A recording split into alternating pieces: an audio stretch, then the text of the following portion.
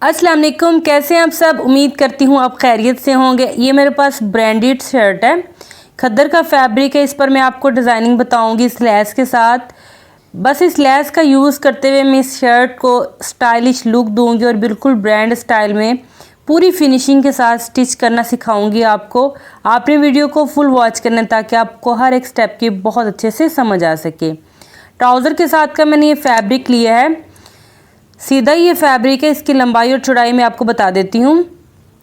इसकी लंबाई 12 इंचज़ है और इसकी चौड़ाई मेरे पास है 4 इंचज़। ठीक है, 12 इंच लंबा और 4 इंच चौड़ा ये फैब्रिक है। इस तरह के मैंने 2 फैब्रिक कट किए हुए हैं।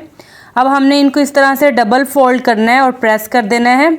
अब हमारे पास इसकी चौड़ाई 2-2 इंच हो चुकी है, यानी कि 4 इंच चौड़ाई थी तो फोल्ड होने के बाद 2 इंच रह गई है। इसको इस तरह से हमने सीधा कर लेना है। अब हमने इसके ऊपर एक निशान लगाना है, तो मैं 3 इंच का ये निशान लगा रही हूँ। आप कम ज़्यादा अपनी चॉइस के अकॉर्डिंग कर सकते हैं। दूसरे फैब्रिक को भी इसके ऊपर रख देंगे और इसके ऊपर भी हमने वही 3 इंच का निशान लगा लेना है। सीधी साइड ये अंदर की तरफ है, उल्टी साइड है बाहर है। अब हमने दूसरी साइड से सिलाई को स्टार्ट करना है। जो हमारा क्रीज लाइन है ना, इस्त्री से जो हमने बनाई हुई है, उसके ऊपर आपने सिलाई लगानी है। यहाँ पर आकर आपने सिलाई को रोकना है और फिर दोबारा से बैक जाकर सिलाई को डबल कर देना है। अब हमने इन पट्टियों को इस तरीके से सीधा कर लेना है। ये सिलाई अंदर की तरफ चली जाएगी, बिल्कुल गुम सिलाई के साथ हमारी ये नेक पट्टी रेडी हो गई है। ठीक है, अब हमने इसे थोड़ा सा एम्बेलिश करना है। सबसे पहले इसे प्रेस कर लेंगे। अब हमने इसको लेस के साथ डेकोरेट करना है। तो आपके पास कोई भी लेस हो, आपने अपनी चॉइस के अकॉर्डिंग लेस का डिज़ाइन पसंद कर लेना और इसको इस तरह से इसके ऊपर रखकर आपने सेटिंग कर लेनी है कि किस तरीके से आपको ये अच्छी लग रही है। मैं इसको फ्लावर के साथ फ्लावर मैच करते हुए लगाऊंगी। पहले मैं एक साइड से इस लेस को लगाना स्टार्ट करूंगी। जितनी लेस आपने बाहर शो करनी हो उतनी लेस आपने बाहर की तरफ निकाल देनी है। बाकी आपने किनारे पर इस तरह से सिलाई लगानी है। एक साइड की लेस लगा दी। अब दूसरी साइड से मैं फ्लावर के साथ फ्लावर को मैच करके फिर सिलाई को स्टार्ट कर रही हूँ। इस तरह से मैंने इस पर भी दूसरी साइड पर भी पट्टी के लेस लगा देनी है।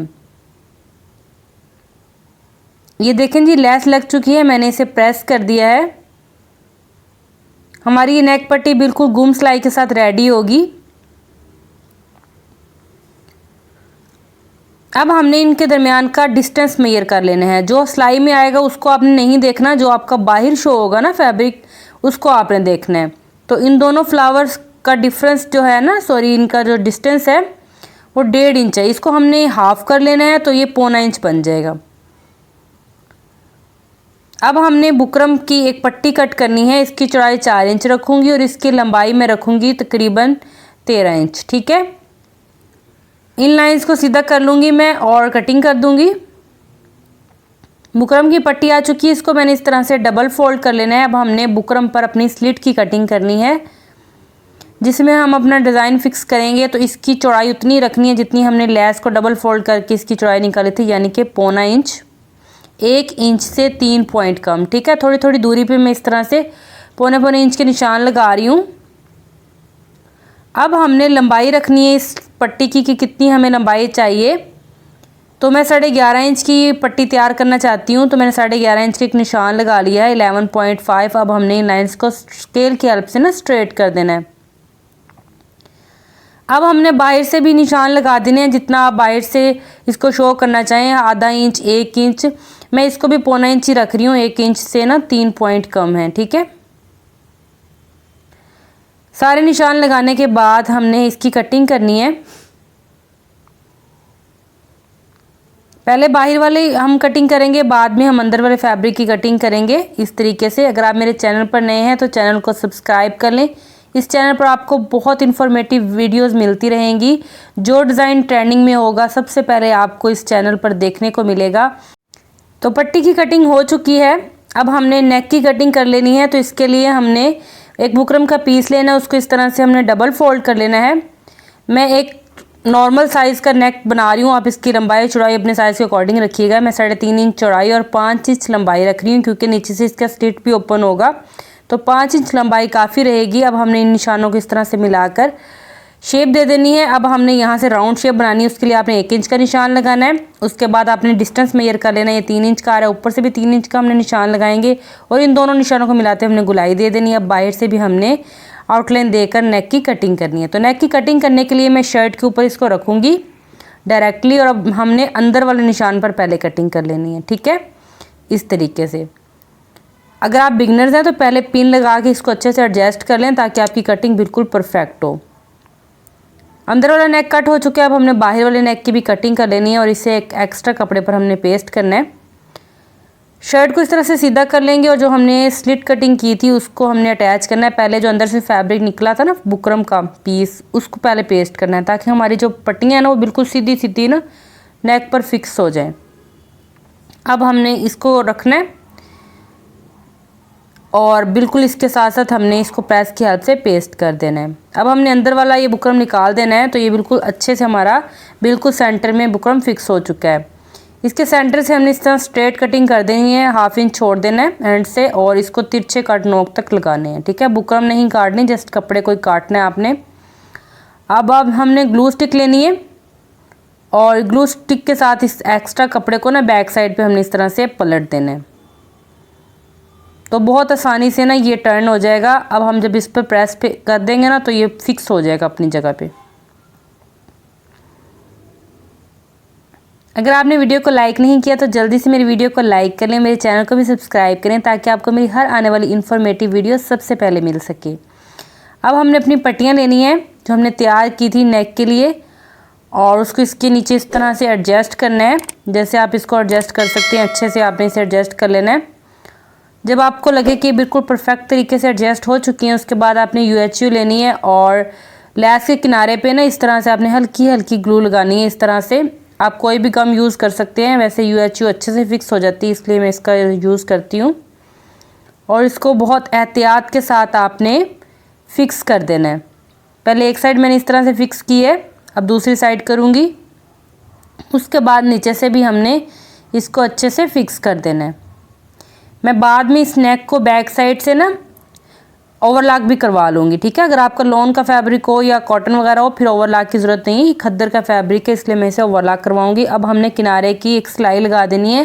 तो एक ही सिलाई के साथ हमारी ये पट्टियाँ नेक के साथ अटैच हो चुकी हैं। देखिए कितनी खूबसूरत लुक आ रही है, सिलाई लग चुकी है और बहुत ही प्यारी इसकी शेप आई है, बिल्कुल ब्रांड स्टाइल में बहुत प्यारी शर्ट हमारी स्टिच होने वाली है।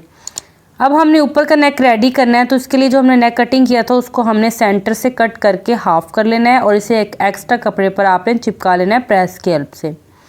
अंदर और बाहर से एक्स्ट्रा कपड़े की कटिंग कर देंगे, सिलाई का मार्जिन छोड़कर मैंने कटिंग की है। अब हमने बाहर वाले फैब्रिक को सिलाई लगा दी है और अब हमने इसको अटैच कैसे करना है। देखिए जो बुकरम है ना वो हमने पट्टी के साथ रखना है, बाकी जो एक्स्ट्रा कपड़ा आपको नज़र आ रहा है वो बाहर की तरफ निकालना है, ठीक है। मैं आपको लगाना भी बताती हूँ। जो एक्स्ट्रा कपड़ा है ना वो अपने बाहर की तरफ रखना है और बुकरम जो है आपकी पट्टी के बिल्कुल साथ लगना चाहिए और इस तरह से हमने बुकरम के साथ साथ राउंड शेप में सिलाई चलानी है।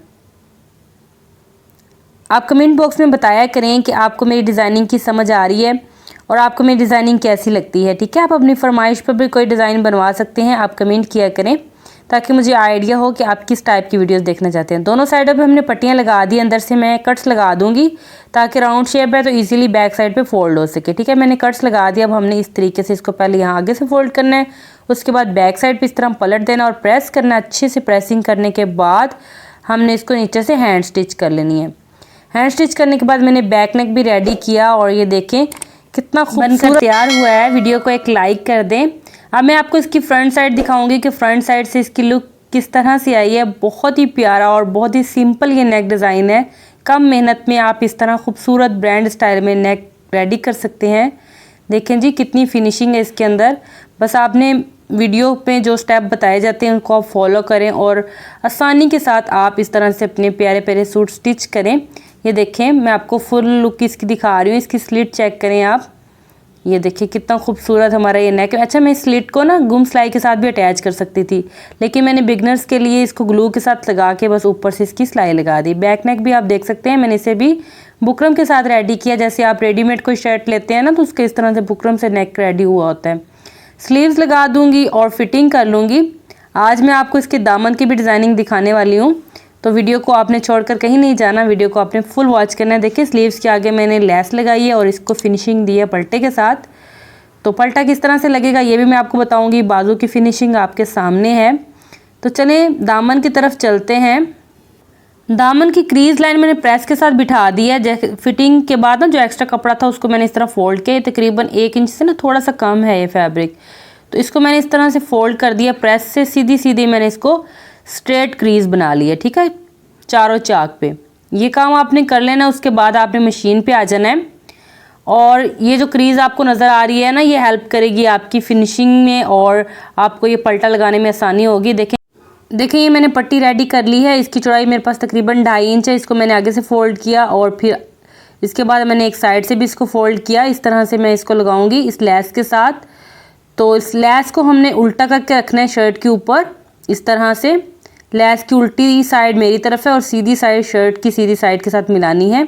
इस तरीके से इस क्रीज लाइन को फॉलो करते हुए ही हमने इसको लगाना है। इसके ऊपर इस तरह से हम पट्टी रखेंगे। अच्छा, जो बिगनर्स हैं ना पहले पट्टी को प्रेस से रेडी कर लें, दोनों साइडों से फोल्ड कर सकते हैं, लेकिन मैं इसको ऐसे ही लगा लेती होती हूँ।